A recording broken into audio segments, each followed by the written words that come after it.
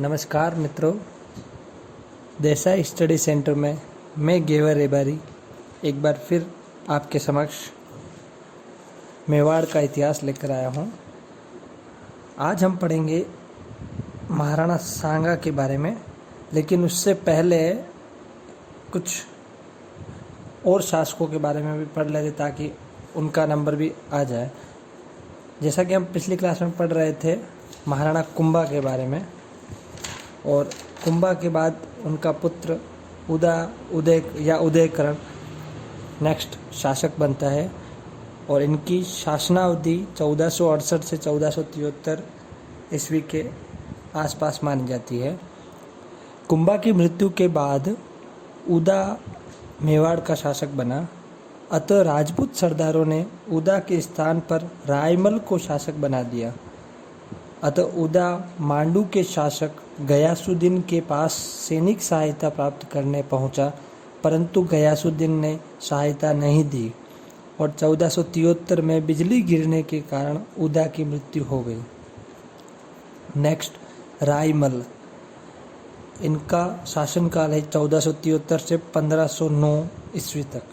रायमल के काल में मेवाड़ में अकाल की स्थिति थी, अतः रायमल के द्वारा लोगों को रोजगार देने हेतु तथा खेती को प्रोत्साहन देने हेतु राम, शंकर व समया संकट नामक तालाबों का निर्माण कराया। मालवा के शासक गयासुद्दीन ने उदा के दो पुत्रों सहसमल व सूरजमल के साथ रायमल की सेना के साथ घासा का युद्ध लड़ा, जिसमें रायमल की सेना की विजय हुई।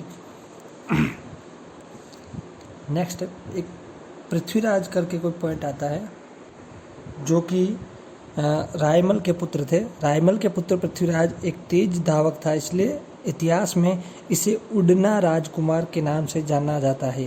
पृथ्वीराज ने अजयमेरु दुर्ग का पुनर्निर्माण कराया और अपनी पत्नी तारा के नाम पर इस दुर्ग का नाम तारागढ़ कर दिया। पृथ्वीराज के दासी पुत्र का नाम बनवीर था और यही बनवीर आगे हमें इतिहास के अंदर मिलेगा। पृथ्वीराज की मृत्यु कुंभलगढ़ दुर्ग के समीप हुई। पृथ्वीराज की 12 खंभों की छतरी कुंभलगढ़ दुर्ग में है। ये कुछ शासक हुए मेवाड़ के। नेक्स्ट अब आएंगे महाराणा सांगा, जिनका शासनकाल है 1509 से 1528। इनको उपाधि दी गई थी हिंदूपथ और सैनिकों का भग्नावशेष। शासक बनने से पहले राणा सांगा ने अजमेर में निर्वासित जीवन बिताया था। यहाँ करमचंद पवार ने सांगा को सहायता दी थी। राणा सांगा जब शासक बने उस समय दिल्ली का शासक सिकंदर लोदी था। राणा सांगा के शासन में उसके द्वारा महत्वपूर्ण 5 युद्ध लड़े गए, जो कि है खातौली का युद्ध, बाड़ी का युद्ध, गागरोन का युद्ध, बयाना का युद्ध व अंतिम खानवा का युद्ध। इसमें सर्वप्रथम 1518 में खातौली का युद्ध लड़ा गया, जो कि सांगा और इब्राहिम लोदी के बीच लड़ा गया, जिसमें सांगा विजयी रहे। उसी के एक साल बाद बांडी का युद्ध लड़ा गया, जो कि धौलपुर में स्थित है बांडी, और 1519 में लड़ा गया। सांगा और इब्राहिम लोदी के बीच में लड़ा गया।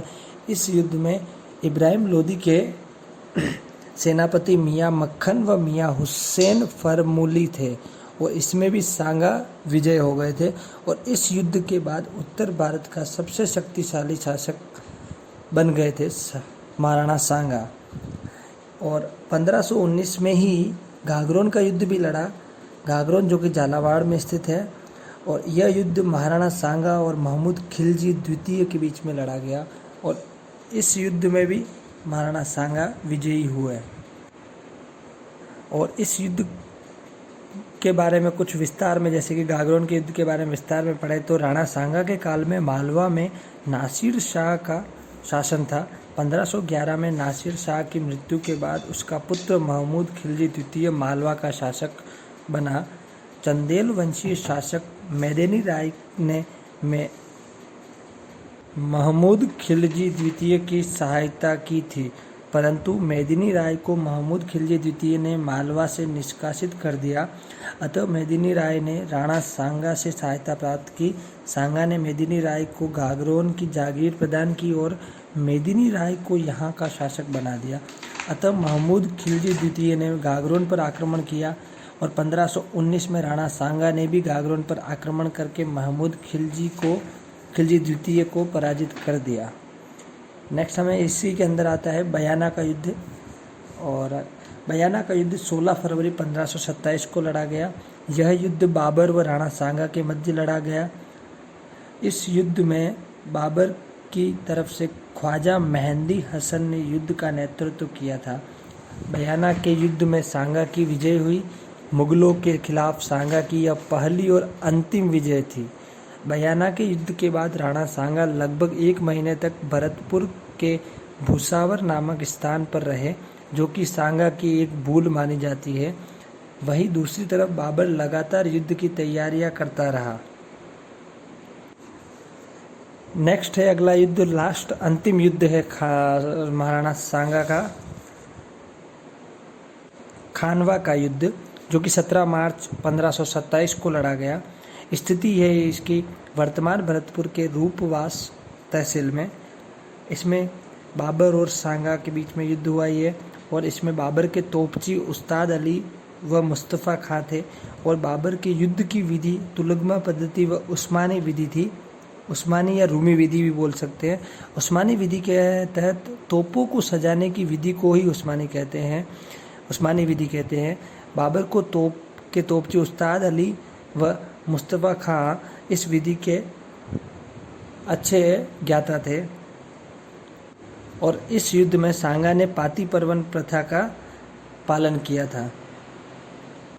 बयाना के युद्ध के बाद काबुल के एक ज्योतिषी मोहम्मद शरीफ के द्वारा यह घोषणा की गई कि यदि अब कोई युद्ध किया बाबर ने तो उसमें बाबर की पराजय होगी। अतः मुगल सैनिकों का मनोबल गिर गया और सैनिकों ने युद्ध न करने का निर्णय लिया। अतः बाबर ने सैनिकों का मनोबल बढ़ाने के लिए खानवा के युद्ध को जिहाद का युद्ध घोषित कर दिया, जिसका अर्थ है धर्म युद्ध अथवा इस्लाम खतरे में है। बाबर के द्वारा सैनिकों से लिया जाने वाला तमगा नामक शुल्क भी समाप्त कर दिया गया। खानवा के युद्ध में राणा सांगा के घायल होने पर जाला अज्जा ने उनका स्थान लिया और आमेर के पृथ्वी सिंह की देखरेख में सांगा को युद्ध से बाहर लाया गया। सांगा को बसवा नामक स्थान पर ले जाया गया। राजपूत सरदारों ने राणा सांगा को जहर दे दिया और मध्य प्रदेश के कालपी नामक स्थान पर राणा सांगा की मृत्यु हो गई। बसवा में सांगा का स्मारक बना हुआ है, जिसका निर्माण आमेर के पृथ्वी सिंह ने कराया, जबकि मध्य प्रदेश के कालपी नामक स्थान पर सांगा की छतरी बनी हुई है, जिसका निर्माण अशोक परमार के द्वारा करवाया गया। आज के लिए इतना ही। नेक्स्ट शासक हम नेक्स्ट क्लास में पढ़ेंगे। धन्यवाद।